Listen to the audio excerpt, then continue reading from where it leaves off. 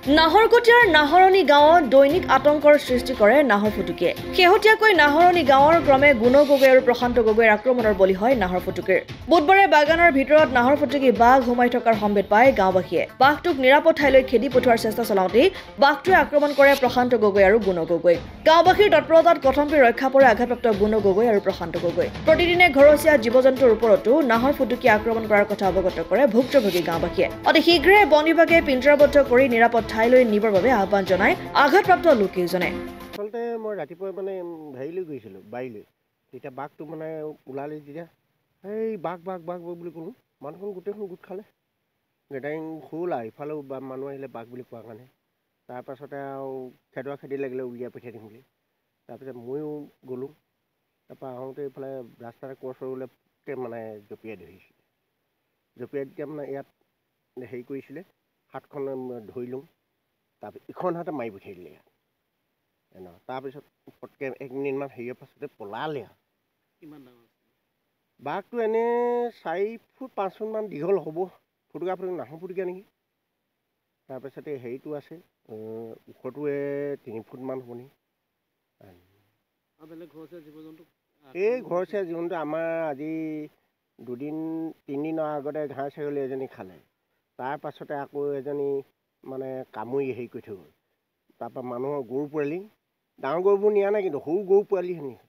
তাত হেৰি আছে নেকি, সৰু পোৱালি আছে নেকি জানো, গৈ তাতে সোমায়গৈ। মানুহে যিমানে খেদে তাতেই সোমায়গৈ।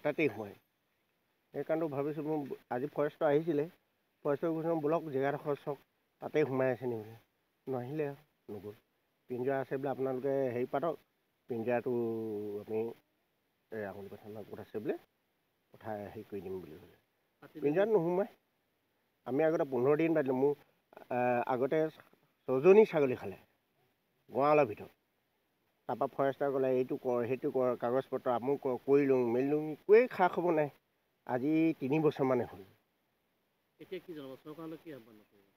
আহ্বান কৰিছোঁ আৰু এই বাঘবিলাকে ধৰি নিব লাগে।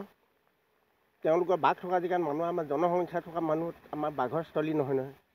এতিয়া বাঘ মাৰিলেও চৰকাৰে ধৰে, নেমাৰিলেও আমাক শাস্তিখন কৰে। এনেকৈ হ'লে কেনেকৈ কি হয়? এতিয়া কালিতো মৰাহেঁতেন আমাক হেৰি কৰিলেহেঁতেন, চৰকাৰে ধৰিলে। নোৱাৰে, ওলাব নোৱাৰে। ল'ৰা ছোৱালী স্কুল যায়, কেতিয়াবা দেখি পায় হেৰি কৰে, এনেকুৱা অৱস্থা। গাহৰি পোৱালিবোৰ খায়। আমাৰতো মানুহবিলাকেও কিন্তু হয়, ইয়াত চাকৰি বাকৰি নাইকিয়া মানুহ, এইবোৰ সেই ছাগলীটা গৰু এটা পুহিহে হেৰি কৰি, এনেকুৱা অৱস্থা হৈছে।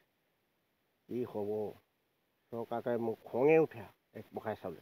খং উঠিলেতো উপায় নাই, বলিহাটৰ পৃথিৱী এনেকুৱাখন হৈছে। আমি ৰাইজে জনসাধাৰণে বৰ সুখী হ'ম। নাহৰকটীয়াৰ পৰা ক্ষীৰোদ কোঁৱৰৰ ৰিপৰ্ট, অসম আদিত্য।